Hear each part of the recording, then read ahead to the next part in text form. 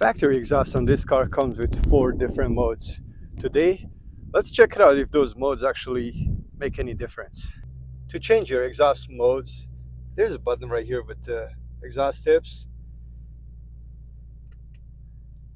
So we have normal mode, sports mode, track mode, and the quiet mode. Let's see if they make any difference.